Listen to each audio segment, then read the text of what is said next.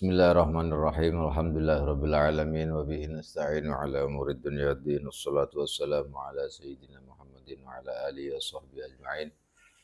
Rabbi shrah li sadri wa yassir li amri wa hlul 'uqdatam min lisani yafqahu qawli. Subhanaka la ilma lana illa ma 'allamtana innaka antal alimul hakim wa tub 'alaina innaka antat tawwabur rahim. Amma ba'du faqala al-muallifu rahimahullahu ta'ala wa nafa'ana bihi wa bi'ulumihi wa bi'ulumina fid dharain amin. La anqal wa qala sallallahu alaihi wasallam irtafa'atil masajidu syakiyatan min ahliha alladzina yatakallamuna fiha bi kalamid dunya fatastaqbiluha al malaikatu fataqulu irji'i faqad ba'atsana bihalakihim ya Allah. Masya Allah.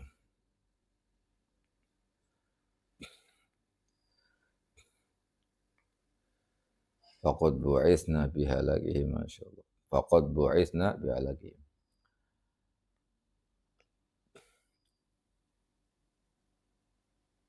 Hadis tentang masalah masjid. Tentang masalah masjid. Ini ada wanti-wanti dari Rasulullah memberitakan kepada kita bagaimana ketika kita berada di dalam masjid, apa saja yang kita bicarakan di dalam masjid, maka di situ akan disaksikan oleh para malaikat, dan malaikat itu nanti akan protes, dan masjidnya juga protes. Masya Allah. Qala sallallahu alaihi wasallam, dawuh kanjeng Nabi sallallahu alaihi wasallam, irtafa'at, munggah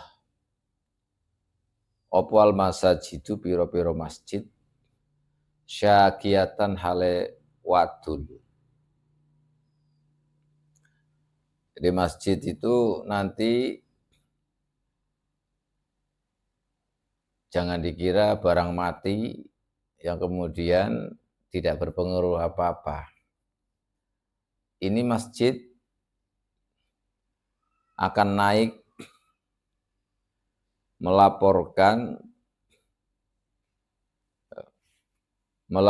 apa yang dilakukan oleh manusia ketika di dalam masjid.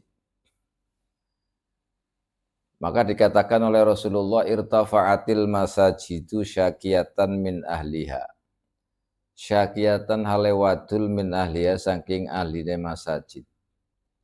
Alladzina ya wong akeh yatakallamuna kang podo omongan sapa alladzina fiha ing dalem masajid, ngomong atau beromongan, ngobrol bikalamid dunia, kelawan omongan dunia. Fatastaqbiluha, tumuli madhep atau mapak ing masajid opwal malaikatu, sopwal malaikatu piro-piro malaikat.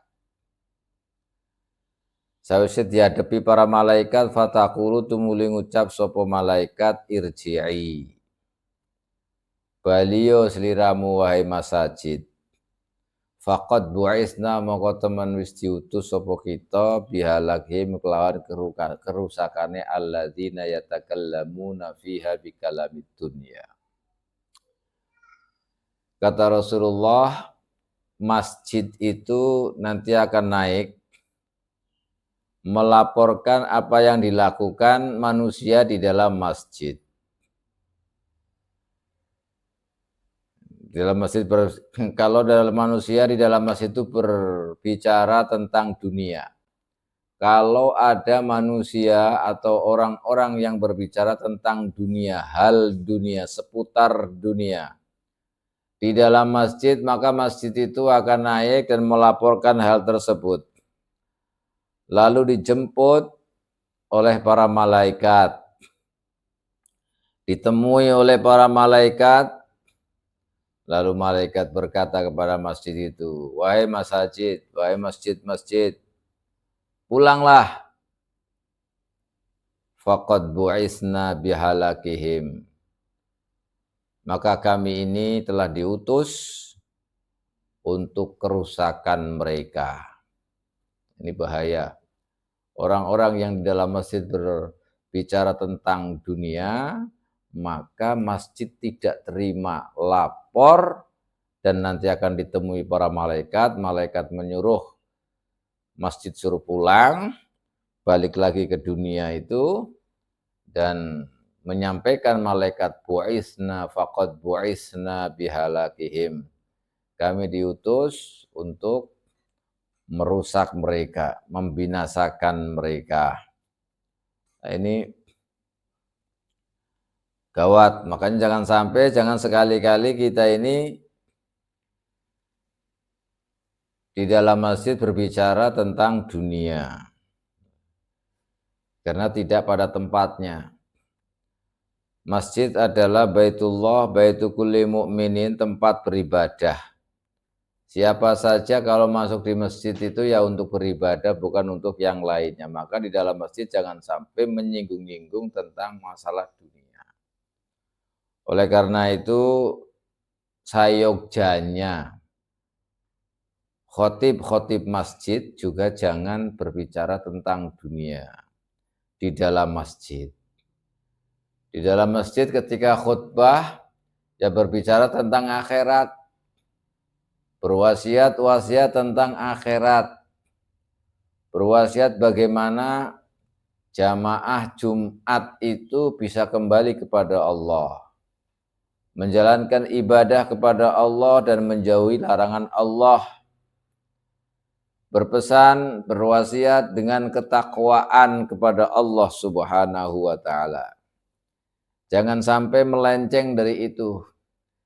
Karena diwanti-wanti kalau sampai di dalam masjid itu berbicara tentang dunia, maka masjid tidak terima. Nanti akan melapor dan nanti akan disambut oleh malaikat, dan malaikat berkata kepada masjid, irji'i faqad bu'isna bihalakihim. Kembalilah wahai masjid, karena kami sudah diutus untuk membinasakan mereka. Ini bahaya. Maka kalau masuk kita di dalam masjid, kita berada di dalam masjid, atau apa yang harus kita lakukan terhadap masjid ini, maka kita lihat salah satu hadis dari Rasulullah Shallallahu Alaihi Wasallam menyangkut masjid itu. Kata Rasulullah, man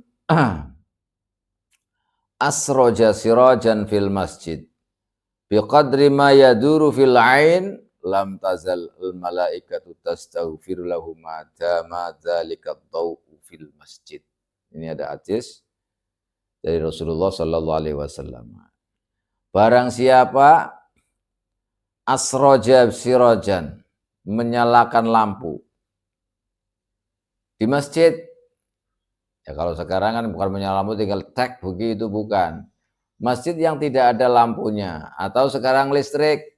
Nah, listrik. Yang menanggung listriknya, yang membayar listriknya, yang membeli lampunya. Misalkan lampunya mati dibelikan supaya nyala. Kalau sekarang kan begitu. Kalau dahulu memang pakainya oncor. Pakainya oncor, obor itu. Kalau dahulu. Maka kalau di masjid gelap gulita, tidak ada obor, kemudian menyalakan obornya itu. Di dalam masjid, agar masjid itu ada sinar cahaya. Agar orang yang beribadah tidak dalam kegelapan. Agar orang di dalam masjid itu bisa membaca Al-Quran, bisa membaca wiridan, bisa beribadah i'tikaf dengan tenang di dalam masjid. Dahulu. Kalau sekarang ya lampu, memberikan lampunya atau menanggung beban listrik daripada masjid itu sendiri. Sehingga menjadikan masjid itu terang benderang.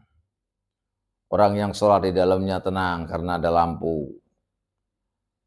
Orang yang membaca Al-Quran bisa dengan sinaran lampu yang ada di dalam masjid. Nah, orang yang seperti ini kata Rasulullah, biqadri ma yaduru fil ain, sampai di mana lampu itu terangnya. Kalau semua pojokan masjid Bahkan semua masjid itu bisa terang dengan lampu itu, lam tazal malaikah tastaghfiru lahum madama dzalika dzau'u fil masjid. Maka malaikat selalu tidak lebar, tidak putus. Malaikat itu selalu mendoakan, memintakan ampunan kepada Allah untuk orang tersebut selama lampu itu masih ada. Selama lampu itu masih bersinar. Makanya kalau ada orang beruntung sekali. Beruntung orang yang menanggung listrik atau lampu daripada masjid. Ini selama lampu itu masih, maka selama itu pula dia didoakan oleh malaikat supaya dosanya diampuni oleh Allah. Mendapatkan ampunan dari Allah Subhanahu wa ta'ala. Beruntung sekali, maka ada di hadapan kita. Kita ingin mendapatkan doanya malaikat secara khusus, maka terangilah masjid itu. Kalau ada lampu yang rusak, maka gantilah dengan lampu itu. Maka selama lampu itu masih ada, dan di ruangan mana lampu itu menerangi, selama itu masih ada, maka selama itu pula malaikat memintakan ampunan untuknya. Lam tazalil malaikatu tastaghfiru lahum madama dzalika dzau'u fil masjid. Maka jangan segan-segan, jangan eman-eman. Kalau ada masjid yang rusak lampunya atau listriknya enggak ada, tanggung semuanya, karena disitulah keberkahan Allah ada. Kalau kita bisa menyinari masjid, maka kita juga akan mendapatkan nur, mendapatkan cahaya nanti di yaumil qiyamah. Oleh karena itu, kalau berhubungan dengan masjid, tempat ibadah kepada Allah, atau tempat belajar ilmu agama, pondok pesantren, maka harus kita bantu, harus kita junjung tinggi, harus kita support. Kenapa? Karena disitulah letak ridho Allah Subhanahu wa ta'ala yang akan bisa menyelamatkan diri kita nanti di yaumil qiyamah. Wa qala sallallahu alaihi wasallam, lan dawuh sinten Kanjeng Nabi Muhammad sallallahu alaihi wasallam, man asraja sirajan fil masjid, yang barusan dibaca itu, bi qadri ma yaduru fil aini lam tazalil malaikatu tastaghfir lahu madama dzalika dzau'u fil masjid. Jangan segan-segan. Itu masjid, pondok pesantren sama, bisa disamakan. Malah lebih ini karena pondok pesantren adalah cikal bakal yang menelurkan tokoh-tokoh dai-dai ilallah menuju akhirat, kebahagiaan dunia dan kebahagiaan akhirat. Kalau masjid itu hanya manfaatnya untuk pribadi seseorang, atau disebut dalam fikih itu al-ibadah al-lazimah, yang manfaatnya itu hanya untuk pribadi sifatnya. Sholat untuk pribadi, i'tikaf untuk pribadi, baca Al-Quran di dalam masjid juga untuk pribadi, semua pahalanya untuk pribadi. Sedangkan kalau pondok pesantren kemanfaatannya bukan untuk pribadi, tetapi untuk semua. Ini yang disebut dalam fikih itu al-ibadah al-muta'addiyah. Ibadah yang manfaatnya bukan hanya untuk orang yang punya ilmu, tetapi untuk orang lain juga. Makanya dalam kaidah fikih, al-ibadah al-muta'addiyah afdalu minal ibadah lazimah.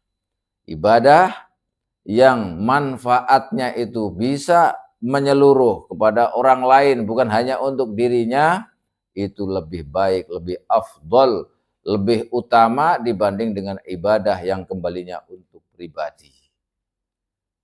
Makanya untuk menuntut ilmu, santri dan lain-lain, mencari ilmu agama itu lebih utama dibanding dengan ibadah al-lazimah. Disitulah letak bagaimana Allah Subhanahu wa ta'ala menjunjung tinggi orang-orang yang punya ilmu. Kenapa? Karena dengan ilmunya itu bisa bermanfaat untuk dirinya, juga bermanfaat untuk orang lain. Inilah sejatinya ibadah yang lebih utama. Oleh karena itu kalau Rasulullah SAW menjelaskan tentang masjid demikian, maka untuk pondok pesantren lebih-lebih dari itu. Karena dari lembaga-lembaga itulah kemudian alumni-alumninya atau siapapun yang belajar di situ nanti akan menjadi penerang di daerahnya masing-masing. Manfaatnya untuk dirinya, bukan hanya untuk dirinya saja, tetapi juga untuk masyarakat di sekitarnya. Maka inilah yang disebut dengan al-ibadah al-muta'addiyah. Maka ketika seseorang itu mensupport atau menjadikan pondok pesantren di mana di dalam pondok pesantren itu dididik santri-santri untuk memahami agama dan untuk menyebarkannya kepada masyarakat, disitulah letak pahala lebih agung, lebih afdal, lebih utama karena manfaatnya itu lebih banyak, bukan hanya untuk dirinya tetapi untuk orang lain juga. Apalagi kalau kita telaah bahwa sekarang ini di negeri kita Indonesia yang mempertahankan kesatuan Republik Indonesia diantaranya ya pondok-pondok pesantren yang membentengi, yang menjadi benteng dari negeri kita tercinta ini diantaranya ya adalah pondok-pondok pesantren. Karena tidak ada satupun pondok pesantren yang mengajarkan menjadi perpecahan, tidak ada. Pondok pesantren menjadi cikal bakal penerus bangsa yang menjamin kedaulatan Republik Indonesia. Kita tahu bagaimana di daerah-daerah pelosok-pelosok sana yang notabene-nya bukan muslim istilahnya. Maka ketika di sana dibangun pondok pesantren atau dai-dai ilallah yang di sana, pendakwah-pendakwah yang ada di sana selalu menginstruksikan agar tentrem, ayem, damai dan bersatu. Tidak ada satu dai pun yang menggemarkan, yang mempelopori adanya perpecahan, mempelopori adanya perpisahan atau permusuhan. Tidak. Maka disitulah bahwa pondok pesantren merupakan salah satu benteng utama untuk kelangsungan negeri kita tercinta. Maka bantulah, sokonglah pondok pesantren. Jangan sampai diremehkan, jangan sampai dilecehkan, karena perannya begitu besar.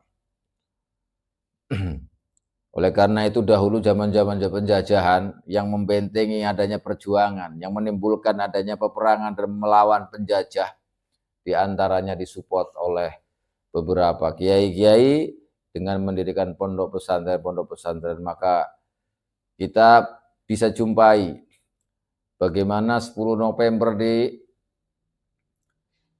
Surabaya, bagaimana agresi militer yang dipelopori oleh Kiai Hasyim Asy'ari itu juga bermula dari pondok pesantren. Itulah perumpamaan atau yang ada di negeri kita tercinta.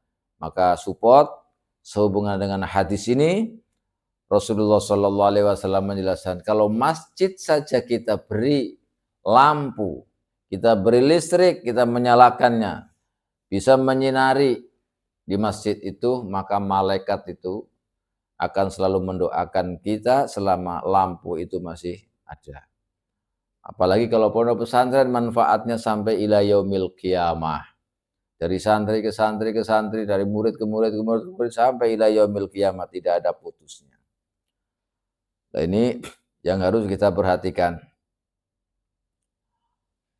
Wa qala sallallahu alaihi wasallam man basata hasiran fil masjid lam tazalil malaikatu tastaghfiru lahu ma dama dzalikal hasir fil masjid. Jadi lampu, kayak lampu tadi kalau misalkan diwakafkan atau apa yang berhubungan lampu di masjid, maka tidak boleh diganggu gugat. Selama kemanfaatan lampu itu ada di masjid dan bisa dimanfaatkan, maka jangan sampai diganti karena kasihan orangnya. Orang yang memberikan lampu, kemudian tidak dipakai di masjid, maka pahalanya putus.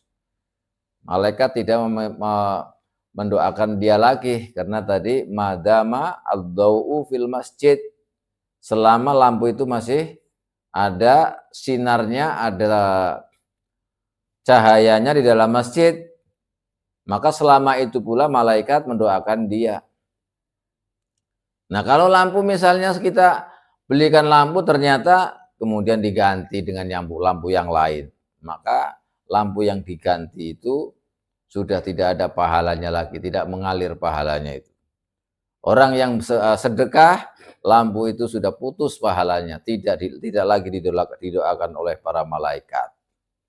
Makanya harus ingat, pengurus masjid, DKM, ini harus tahu hal-hal seperti ini, karena yang berhubungan dengan masjid selama barang yang ada dalam masjid. Kita misalnya mau bersedekah untuk masjid apa? Yang ada di masjid untuk supaya dimanfaatkan di masjid, yang berguna untuk masjid, maka maksimalkan. Jangan sampai kemudian hilang. Karena dengan hilangnya sesuatu yang kita berikan untuk masjid, maka pahala itu juga putus, malaikat juga tidak akan mendoakan dia karena sudah tidak ada barangnya. Nah, ini juga dijelaskan lagi oleh Rasulullah sallallahu alaihi wasallam, man basatau tai sapane wong basatau gelar. Sapa man hasiron ing kloso, klasa, tikar. Barang siapa, kalau sekarang tikar apa namanya? Kambal atau apa itu? Karpet. Nah, kalau sekarang karpet, kalau dulu kan tikar. Dulu waktu saya masih kecil juga tikar itu ya. Pakainya tikar karena belum ada keramik yang seperti ini dulu. Belum ada. Pakainya tikar. Nah, kalau sekarang pakainya karpet. Orang yang memberikan karpet dan karpet dipakai untuk di masjid. Hasiran kloso fil masjiding dalam masjid. Lam tazal mongkora gingsir sopwal malaikat piro-piro malaikat. Ora gingsir iku tastaghfirun jalu akan ngupuro sopo malaikat lahu kronoman. Mada madzalikal hasiru ing dalam selagine. Ing dalam selagine langgeng apa zalikal hasiru mengkono kloso, langgeng iku fil masjiding dalam masjid. Barang siapa menggelar karpet di masjid digunakan untuk sholat, maka orang yang memberikan karpet itu akan didoakan oleh malaikat, senantiasa didoakan malaikat, terus-terusan didoakan oleh malaikat agar diampuni dosanya selama karpetnya masih ada di masjid. Selama karpetnya digunakan di masjid, maka orang itu akan mendapatkan doa dari malaikat agar diampuni segala dosanya. Makanya penting ini berurusan dengan masjid, pengurus masjid ini harus tahu. DKM masjid itu juga harus tahu. Jadi kalau hal-hal seperti ini, makanya dalam fikih Syafi'i itu dijelaskan bahwa ketika itu merupakan wakafan, ada seorang yang memberikan tikar atau karpet untuk wakaf untuk masjid, maka jangan sekali-kali dirubah atau diganti. Dalam mazhab kita Syafi'i tidak boleh diganti atau dijual, kecuali memang sudah tidak bisa dimanfaatkan sama sekali. Sampai-sampai ulama kita itu menggambarkan kalau seandainya ada tikar di masjid sudah bobrok, sudah rusak, dan tidak bisa dimanfaatkan sama sekali misalnya. Kalau masih bisa dimanfaatkan, maka harus dimanfaatkan.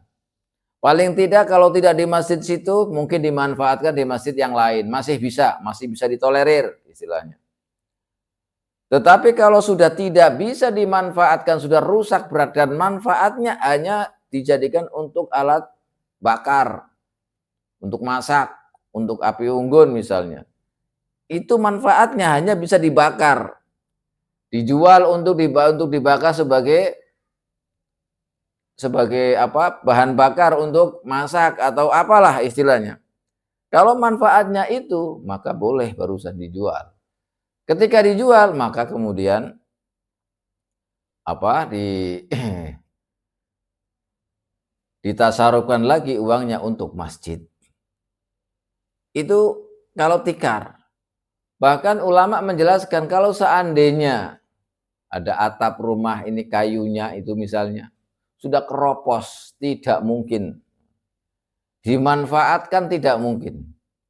Kenapa? Karena keropos kalau dibiarkan pasti akan roboh misalnya. Maka juga tidak boleh diganti. Kalau misalkan itu tidak mungkin dimanfaatkan kalau misalkan kayu kan bisa dibuat kayu bakar. Manfaatnya hanya itu, ya sudah dibuat kayu bakar, dijual untuk kayu bakar, nanti hasilnya itu dibalikin lagi ke masjid. Sampai detail, sampai mewanti-wanti seperti itu ulama kita. Kenapa? Karena kasihan kalau orang mewakafkan sesuatu ke masjid kemudian dirubah atau diganti, maka di situ malaikat sudah tidak mendoakan dia lagi. Malaikat tidak memintakan ampunan untuk orang tersebut. Kenapa? Karena sudah tidak ada. Karena dalam hadis, lam tazalil malaikatu tastaghfiru lahu madama dzalikal hasiru fil masjid. Selama karpet itu atau tikar berada di dalam masjid, maka selama itu pula malaikat memintakan ampunan untuknya. Berarti kalau tikarnya sudah tidak ada, karpetnya sudah tidak ada, sudah ma'assalamah. Malaikat tidak lagi memintakan ampunan untuk dia. Ini pengurus masjid harus tahu, jangan sedikit-sedikit kemudian pengen rombak. Sedikit-sedikit pengen bangun, sedikit-sedikit pengen mengganti, sedikit-sedikit ini. Kasihan orang yang memberikan sedekah atau wakafan untuk masjid. Tetapi juga bagi orang-orang yang banyak duit untuk mewakafkan sesuatu di dalam masjid, juga jangan menggunakan barang-barang yang murahan, yang cepat rusak. Karena manfaatnya untuk dirinya, kalau mau memberikan sesuatu wakaf kepada masjid, berikanlah yang nomor satu, yang paling bagus, agar awet, agar tahan lama. Karena dengan awet dan tahan lama, semakin awet, semakin tahan lama, semakin lama pula kita mendapatkan doa dari malaikat. Malaikat mendoakan kita agar kita diampuni dosanya oleh Allah Subhanahu wa Ta'ala. Kalau sudah doanya malaikat, malaikat itu gak punya dosa. Kalau malaikat gak punya dosa, doanya itu makbul. Karena tidak punya dosa, doanya pasti dikabulkan. Makhluk-makhluk Allah yang suci, tidak ada nafsu, tidak ada apa. Itu para malaikat, kalau sudah malaikat mendoakan kita, pasti dikabulkan oleh Allah Subhanahu wa Ta'ala. Kalau malaikat memintakan ampunan untuk kita, maka ampunan itu akan kita peroleh, akan dikabulkan oleh Allah Subhanahu wa Ta'ala. Maka selama barang itu ada di masjid, maka selama itu pula malaikat mendoakan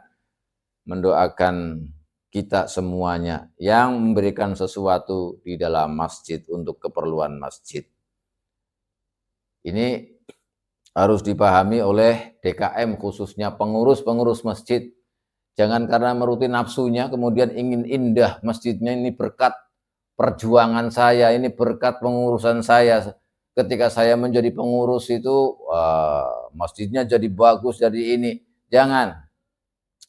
Itu adalah semuanya nafsu. Betul, itu masjid misalkan dibangun atau direnovasi yang bagus, tapi harus mempertimbangkan asas itu tadi.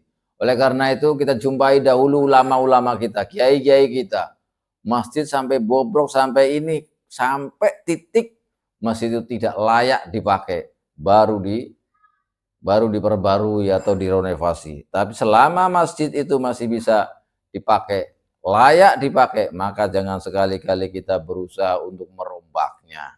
Kasihan orang yang mewakafkan sesuatu di dalam masjid itu.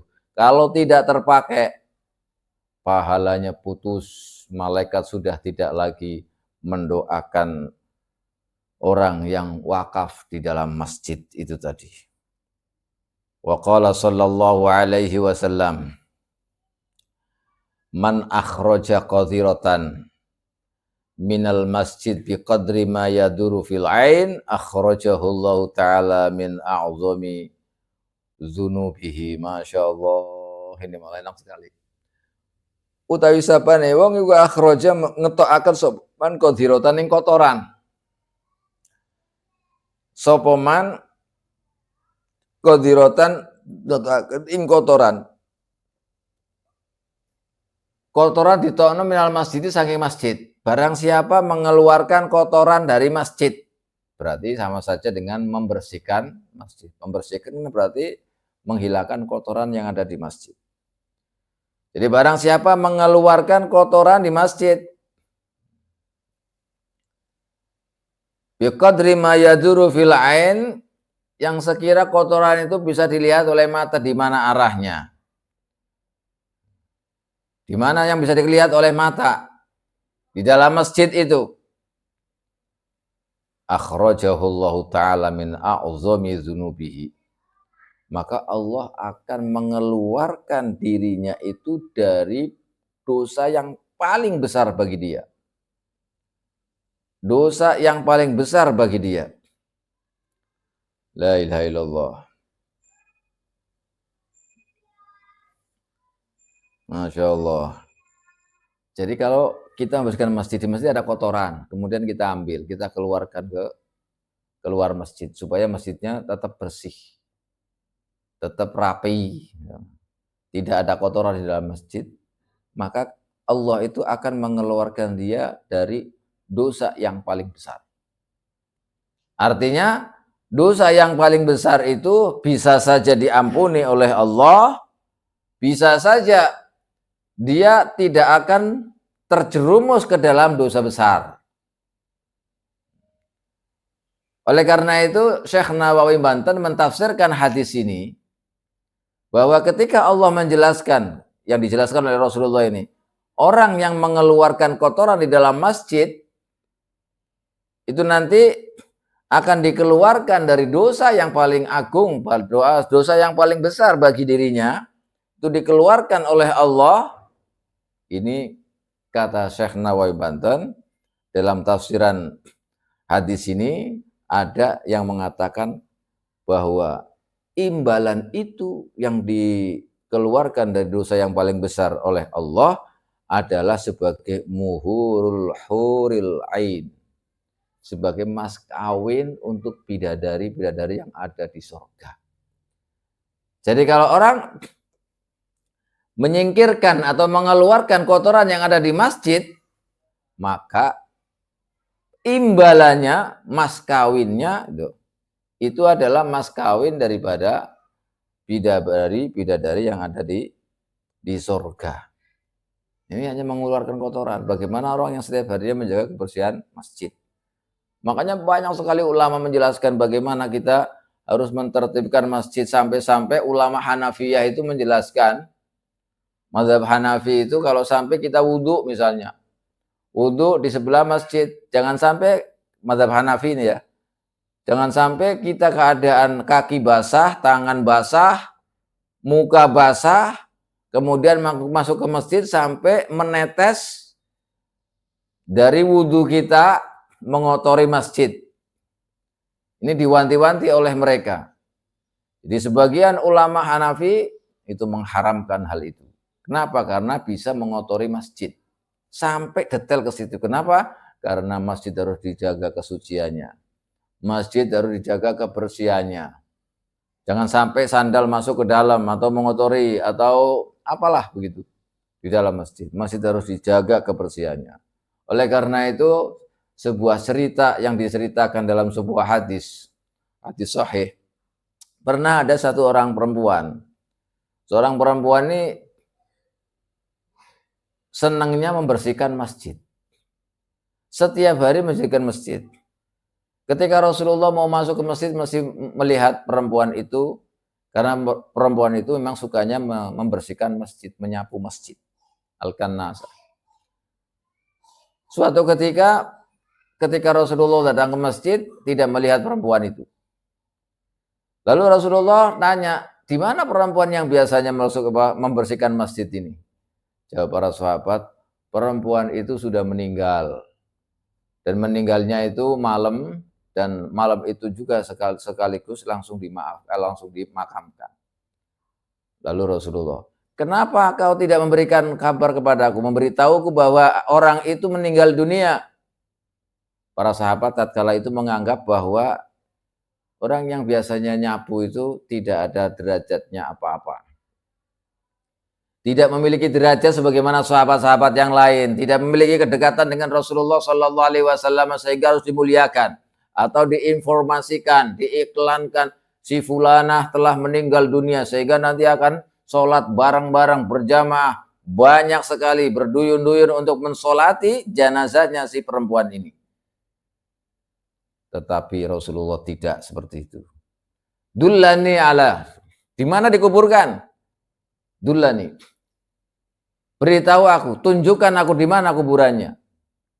Karena kan malah para sahabat tatkala itu menganggap tidak penting untuk diinformasikan, tidak disampaikan kepada Rasulullah karena ini hal kecil.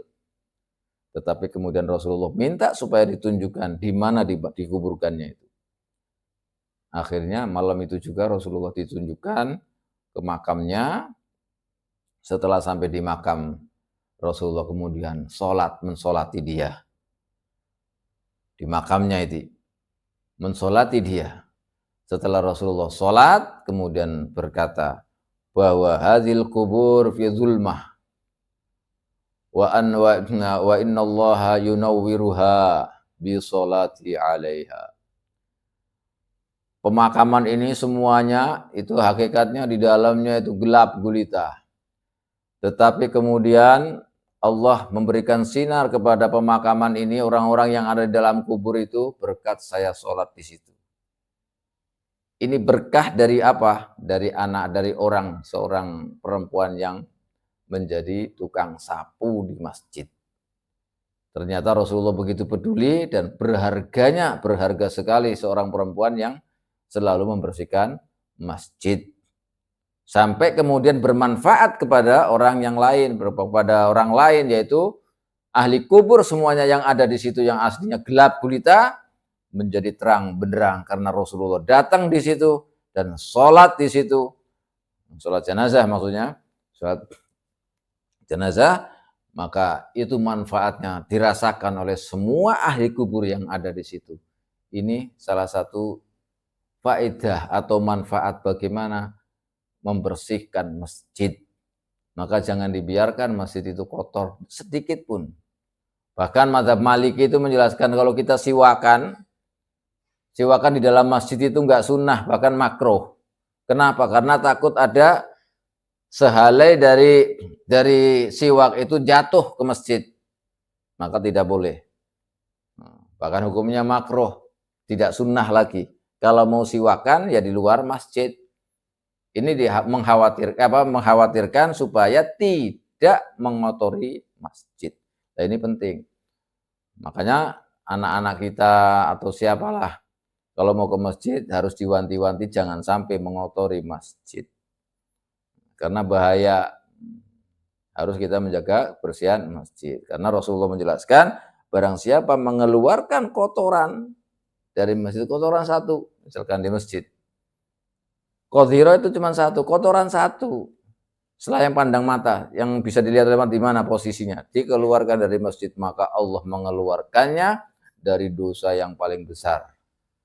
Yang menjadi maharnya, mas kawinnya, bidadari-bidadari surga.